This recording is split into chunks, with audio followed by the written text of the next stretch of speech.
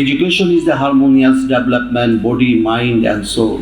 আজ থেকে 400 বছর আগে পৃথিবীর বুকে উচ্চারিত হয়েছিল ওই পংক্তিমালা, যেগুলোকে সোনার হরফে বাঁধিয়ে রাখার মতো এমন চমৎকার ছিল সেই কথাগুলো, যার অর্থ হচ্ছে শিক্ষা হচ্ছে সেই ব্যবস্থা যার মাধ্যমে দেহ মন আত্মা সমন্বিত উন্নয়ন সাধন করা যায়।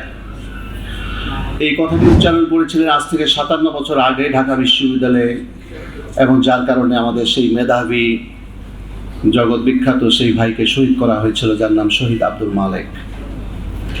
আজকের আয়োজনে আমি সেই পংক্তিটি স্মরণ করছি এই কারণেই, মূলত এই শিক্ষা শিবিরের মাধ্যমে আমাদের দৈহিক মানসিক এবং নৈতিক উন্নয়নের জন্য একটা বিশদ পরিকল্পনা রাখা হয়েছে। সেই পরিকল্পনার অংশ হিসেবে এই মুহূর্তে আমি আপনাদের সামনে কথা বলছি। কি বলেছিলেন সেই কথাটি আমি বলেছি, বাট কে বলেছিলেন? এই যে চমৎকার কথাটি যিনি বলেছিলেন, শিক্ষা হচ্ছে দেহ মন আত্মার সমন্বিত উন্নয়ন, তিনি একজন অন্ধ কবি, কিন্তু তার হৃদয় ছিল আলোকিত। তিনি লিখেছিলেন পৃথিবীর বিখ্যাত দুটি এপিক মহাকাব্য, যার নাম হচ্ছে paradise lost and paradise Regain. তিনি হচ্ছেন বিখ্যাত কবি জন মিল্টন। আলোকিত সন্তান বাবা মার অবদান, আলোকিত সন্তান বাবা মার অবদান, এই বিষয়ে আমি ইনশাআল্লাহ কিছু কথা বলার চেষ্টা করব।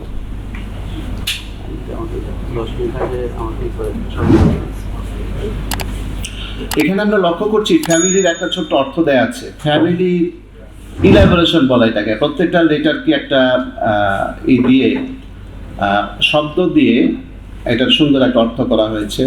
এখানে বলা হয়েছে ফ্যামিলি মিনস এফতে ফাদার এমতে mother, father and mother I love you, অর্থাৎ বাবা মাকে আমি ভালোবাসি, বাবা মা আমাকে ভালোবাসে, এটি হলো ফ্যামিলি। যদিও এটা খুবই ছোট্ট একটা অর্থ, এর বাহিরে একটা বৃহৎ ফ্যামিলির কনসেপ্ট আমাদের ব্রেনে আছে এবং এটা আমরা প্র্যাকটিস করে থাকি। সেটা হলো আমাদের দাদা দাদু, নানা নানু, চাচা চাচি, সব কিছু মিলেই আমাদের এক্সটেন্ডেড ফ্যামিলি। তা আমরা সেই আলোচনায় যাচ্ছি ক্রমান্বয়ে ইনশাআল্লাহ। তার আগে মহাবিশ্ব সম্পর্কে একটু কথা বলে নেই, কারণ আল্লাহ রাব্বুল আলামিন আমাদেরকে দায়িত্ব দিয়েছেন, ইসকালা রাব্বুকা লিল মালাইকাতি ইন্নী জাইলুন ফিল আরদি খলিফা। যেহেতু এই মহাবিশ্বের একটা গুরুত্বপূর্ণ দায়িত্ব আল্লাহ দিয়েছেন, যেটাকে তিনি খলিফা বলেছেন, ভাইসরয় অথবা তার প্রতিনিধি। সুতরাং আমরা সেই আলোচনা করতে গেলে এই মহাবিশ্ব সম্পর্কে একটু প্রাথমিক ধারণা তো লাগবেই। প্রথম কথা হলো, এই পৃথিবী থেকে সূর্য পৃথিবীর তুলনায় কত গুণ বড় নিশ্চয়ই আমাদের জানা আছে সবার। 13 লক্ষ গুণ বড়। মানে কল্পনা করা যায় 13 লক্ষ। এই যে বিশাল সূর্য, আমরা হয়তো ভাবছি যে এর চেয়ে বিশাল কিছু হতে পারে, কিন্তু এইটা কিন্তু বিশাল সূর্য কিন্তু খুবই ক্ষুদ্র একটা জিনিস। সূর্য একটা নক্ষত্র, যেটি একটি গ্যালাক্সি বা মিল্কওয়ের ভিতরে, গ্যালাক্সির ভিতরে আছে। সেই গ্যালাক্সিটার নাম হচ্ছে মিল্কি ওয়ে। আমাদের যে গ্যালাক্সি সেটার নাম হলো মিল্কি ওয়ে। যেমন ধরেন কারো বাড়ি হচ্ছে নরসিংদী, আমাদের যেমন রুহুল আমিন ভাইয়ের বাড়ি নরসিংদী, তো সেটি আবার কোন ডিভিশন, একটা নির্দিষ্ট ডিভিশনের ভিতরে, সেটি ঢাকা ডিভিশনে।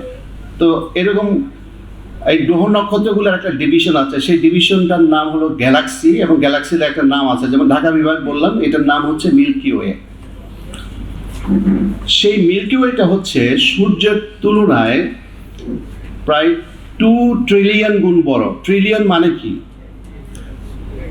আমরা সাধারণত ইংরেজিতে এই বিষয়গুলো চর্চা করি। ট্রিলিয়ন মানে হচ্ছে 1000 বিলিয়ন, আর বিলিয়ন মানে হচ্ছে 100 কোটি। এখন 100 কোটিকে যদি আপনি 1000 পূরণ করেন তাহলে লক্ষ কোটি, অর্থাৎ সূর্যের তুলনায় তার যে গ্যালাক্সি সেটি হচ্ছে লক্ষ কোটি গুণ বড়। আবার এখানে কি শেষ না, মহাবিশ্ব।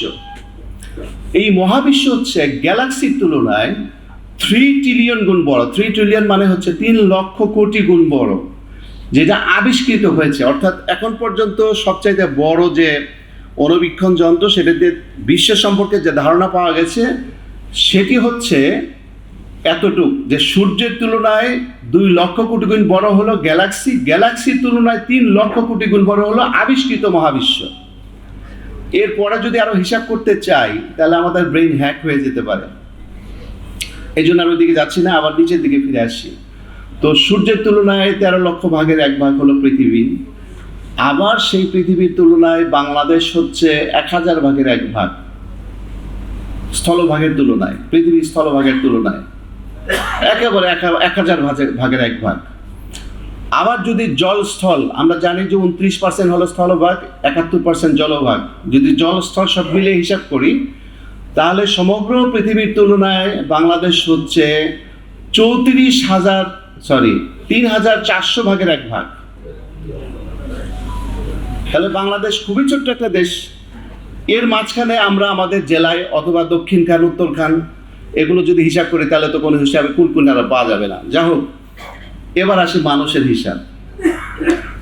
মানুষ পৃথিবীতে সবচাইতে ক্ষুদ্রতম না, মাঝারি সাইজের একটা প্রাণী। কারণ মানুষের তুলনায় 40 গুণ হলো ওজনে বড় হচ্ছে, ওজনে, এটা কিন্তু আকৃতিতে না, ওজনে বড় হচ্ছে একটা হাতি। মানুষের তুলনায় 2600 গুণ বড় হচ্ছে একটা তিমি মাছ। আর এটা হলো আমাদের পৃথিবীতে সবচাইতে বড় প্রাণী। তাহলে মানুষের তুলনায় বড় কতটুকু? 2600। একটা তিমি মাছের জিহ্বার ভিতরে যদি একটা মানুষ পড়ে যায়, তিমি মাছ টের পাবে না। কারণ এরকম মানে একটা টেনিস কোর্টের তুলনায় মানুষ যেরকম ছোট, তিমি মাছের জিহ্বাটা হলো একটা টেনিস কোর্টের মতো। টেনিস কোর্ট, আপনারা টেনিসের খেলা দেখছেন। তাহলে এই যে ক্ষুদ্র একটা মানুষ, সেই মানুষকে দায়িত্ব দেওয়া হয়েছে ওই যে মহাবিশ্ব, সূর্যের তুলনায় 2 ট্রিলিয়ন গুণ বড়, তারপর গ্যালাক্সির তুলনায় 3 ট্রিলিয়ন গুণ বড়, এই সকল কিছুর দায়িত্ব দেওয়া হলে ক্ষুদ্র মানুষকে এটা কিভাবে সম্ভব? এটা সম্ভব এইভাবেই যে মানুষের ভিতরে লুকায়িত এমন কিছু শক্তি আছে যেটা আল্লাহ দিয়ে দিয়েছেন। সেই শক্তির যদি উন্মেষ ঘটানো যায় এবং সে যদি আল্লাহর গাইডেন্সকে ফলো করে, তাহলে সে হয়ে যাবে অত্যন্ত পাওয়ারফুল। এবং সে যদি পাওয়ারফুল হয়ে যায় তাহলে এই মহাবিশ্ব পরিচালনা তার জন্যে কোনো কঠিন কিছু না। এখন প্রশ্ন হচ্ছে, আমরা আমাদের সেই শক্তিকে উন্মেষ ঘটাতে পারবো কিনা? 1953 সালে সৌদি আরবে, আপনারা অনেকে হজ উমরাতে গিয়েছেন, সৌদি আরব হয়ে টার্কিতে যাচ্ছিলেন একজন ভদ্রলোক, যার নাম প্রিন্সিপাল ইব্রাহিম খান। 1953 সালের কথা। আচ্ছা, তার লেখা বিখ্যাত বই ইস্তাম্বুল যাত্রীর পত্র নিশ্চয় অনেকে পড়েছেন।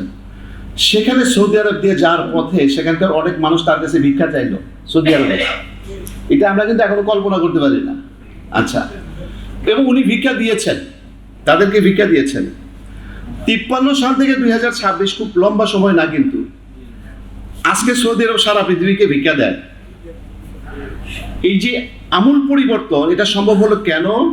এক হলো যে আল্লাহ রসুলের দোয়া ছিল, আর দ্বিতীয়ত হলো যে মাটির গভীরে এমন কিছু বিষয় আছে যেটাকে সে উন্মোচন করেছে। সেটা হইতে পারে পেট্রোলিয়াম, সেটা হইতে পারে সোনা। সেগুলো দিয়ে কিন্তু সৌদি আরব আজকে বিশ্বের অন্যতম একটা সেরা ধনী দেশ। ঠিক অনুরূপভাবে আপনার আমার ভিতরে এমন কিছু লোকায়িত শক্তি আছে যেটার উন্মেষ ঘটালে আপনার আমার মধ্যে পার্থক্যটা হয়ে যাবে আকাশ পাতাল। মানুষ চিনতে পারবে না যে এ কি এরকম, একদিন আগে তো এরকম ছিল, এখন এরকম কিভাবে সম্ভব?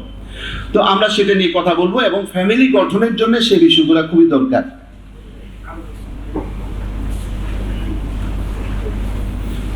তো আলহামদুলিল্লাহ আমাদের ভাইদের চেষ্টার মাধ্যমে একটু বড় হয়েছে, ধন্যবাদ। তো প্রথমত অন্ধের হাতি দেখার গল্পটা আমরা জানি, তাই না? 5 জন অন্ধ হাতি দেখতে গেল। একজন হাতি সুর ধরেছে, বলল যে হাতিটা হলো সাপের মতো, অজগর সাপ। আরেকজন বলল, আরে গাধা, তুই কখন হাতি দেখেছিস? সে ধরছে হাতির পা, সে ধরে বলল হাতি তো থামের মতো। তো তার কথাও ঠিক, হাতি তো থামের মতো। আরেকজন কান ধরেছে, সে তো রেগে অস্থির, বললো যে তুই কি হাতি দেখছিস কখনো? তোরা কেউ দেখোস নাই, তোর বাবাও দেখে নাই, তোর দাদাও দেখে নাই।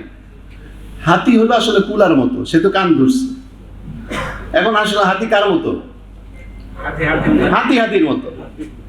এখন যে যেভাবে ধরছে সেভাবে ব্যাখ্যা করতেছে। মানুষকে নিয়েও ঠিক এরকম আলোচনা, যে যেভাবে চিন্তা করেছে।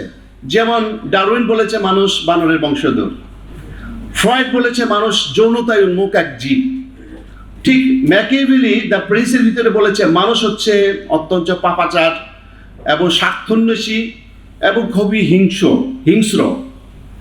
কোনো পজিটিভ কিছু কিন্তু খুঁজে পাওয়া যাচ্ছে না, সব নেগেটিভ, সব নেগেটিভ।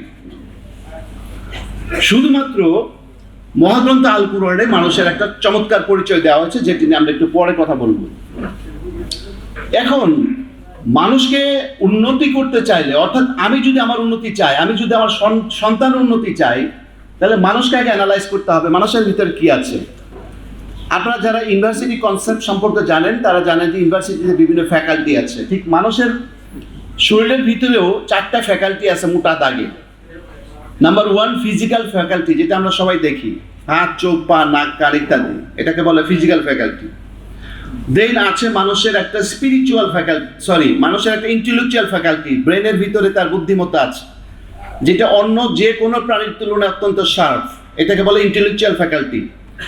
আরেকটা হচ্ছে মেন্টাল ফ্যাকাল্টি, মানুষ একটা সোশ্যাল জীব, এখানে আসছেন, ভাই কেমন আছেন, অনেকদিন দেখে না, এই যে কথাবার্তা, এটাকে বলে সোশ্যাল স্কিল, এটা মানুষের ভিতরে আছে, অন্যান্য প্রাণীর ভিতরে কিন্তু এরকম নাই। সবচেয়ে গুরুত্বপূর্ণ হলো স্পিরিচুয়াল ফ্যাকাল্টি, যেটা অন্য কোনো প্রাণীর ভিতরে নাই, সেটা হলো আল্লাহর সাথে সম্পর্ক করার একটা আকুতি। ইভেন ঘোরতর নাস্তিক যারা, তারাও একটা পর্যায়ে গিয়ে হতাশ হয়ে যায়। দেখেন আত্মহত্যা যারা করে অধিকাংশই কিন্তু নাস্তিক।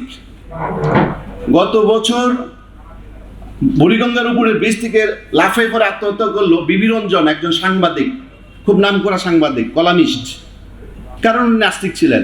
ওনারই ছিল দুনিয়ার হিসেবে যে আমি যা লেখালেখি করতেছি বাংলাদেশের সুপার, সুতরাং আমার প্লট পাওয়া উচিত, সরকারি স্বীকৃতি, এটা যেহেতু আমি পাই নাই, সুতরাং জীবন রেখে লাভ কি, উনি আত্মহত্যা করলেন।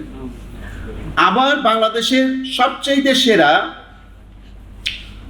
যিনি রবীন্দ্রসঙ্গীতের গায়ক ছিলেন, গত বছরের আগের বছর তিনি কি করলেন, সুইসাইড করলেন প্রথম রমজানের দিন। কারণ উনি কোনো সরকারি স্বীকৃতি পান নাই। তাহলে ওদের লেভেলটা হচ্ছে সরকারি স্বীকৃতি পর্যন্ত, যেহেতু ঐশ্বরিক কোনো বিশ্বাস তাদের নাই। বাংলাদেশের ছাত্র ইউনিয়নের একাংশের যিনি সভাপতি মেঘমাল্লা 17 বার আত্মহত্যা করতে গিয়ে ফেল করছে, বেচারা পাশ করতে পারে নাই। 17 বার ট্রাই করেছে সে। তাহলে একটা ছাত্র সংগঠন, সে তো আরো গর্বিত হওয়া দরকার যে বাংলাদেশের একটা ছাত্র সংগঠনের সে সভাপতি।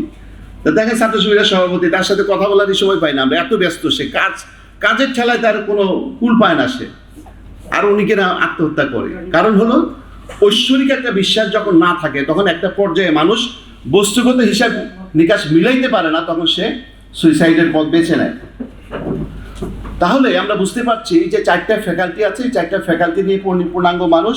আমরা এই 4টা ফ্যাকাল্টি নিয়ে কথা বলবো। আমরা বলেছিলাম কোরআনের পাতায় পাতায় কিন্তু এই ব্যাপারে বলা আছে। আপনি যতই কোরআন পড়বেন দেখবেন যে মানুষের উন্নয়নের সেই সমস্ত নির্দেশনা, গাইডলাইন সেখানে দেওয়া হয়েছে। এখানে বলা হয়েছে লাকাদ খালাকনাল ইনসানা ফি আহসানি তাকওয়িম, মানুষকে সুন্দর অবয়ব দিয়ে, পজিটিভ কথা, কত চমৎকার কথা, সুন্দর অবয়ব দিয়ে তৈরি করা হয়েছে। এরপরে বলা হয়েছে কুনতুম খায়রা উম্মাহ, তোমরা সর্বোত্তম জাতি, সবচেয়ে সেরা। এরপরে বলা হয়েছে সিবগাতাল্লাহ ওয়া মান আহসানু মিনাল্লাহি সিবগাতান, তোমরা আল্লাহ রং ধারণ করো, রং মানে ক্যারেক্টার, এবং আল্লাহর চাইতে সেরা ক্যারেক্টার কার হইতে পারে। অর্থাৎ আল্লাহর আর মানুষের মাঝখানে আর কিছু নাই। মানুষকে এত সুপ্রিম অথরিটি দেওয়া হয়েছে, এত মর্যাদা দেওয়া হয়েছে। তাই বিখ্যাত কবি অমির খৈয়াম তিনি বলেছেন, ধূসর মুরুর উসর বুকি, একটু যদি শহর গড়ত, একটি জীবন সফল করা তার চাইতে অনেক বড়। অর্থাৎ একটা শহর গড়া, একটা মরুভূমির ভিতরে শহর গড়া নিশ্চয়ই অনেক বড় কাজ, কিন্তু তার চাইতে অনেক বড় কাজ একটা জীবন সফল করা। কারণ একটা জীবন সফল হলে 1000 শহর গড়া যায়, আর একটা জীবন ব্যর্থ হইলে যদি হিটলার হয়, সে স্ট্যালিন হয়, মুসোলিনি হয়, তাহলে সারা পৃথিবী ধ্বংস করে দিতে পারে, এখন যেমন ট্রাম্প। আচ্ছা, তাহলে আমরা বুঝতে পারলাম জীবন সফল করা অত্যন্ত গুরুত্বপূর্ণ একটা কাজ। এবার আমরা পরিবার নিয়ে আলোচনা করব। পৃথিবীর প্রথম পরিবার কোথা থেকে আসলো, কে বলতে পারেন? আদম। কোথায় শুরু হলো সেটা? জান্নাতে। আল্লাহ অত্যন্ত ভালোবেসে আদমকে সৃষ্টি করলেন, এরপর তার থেকেই তিনি তৈরি করলেন তার সঙ্গিনী হাওয়া আলাইহিস সালামকে, এবং উভয়ের বিবাহ সাথী সম্পন্ন হয়ে যাওয়ার পরে আমরা যেটা বলা হানিমুন, মধুচন্দ্রিমা, সেই হানিমুনটা তাদের কোথায় সম্পন্ন হলো? জান্নাতে। সবকিছু ভালোই কাটতেছিল, এর মাঝখানে আল্লাহ কিছু জাস্ট বেসিক কিছু প্রিন্সিপাল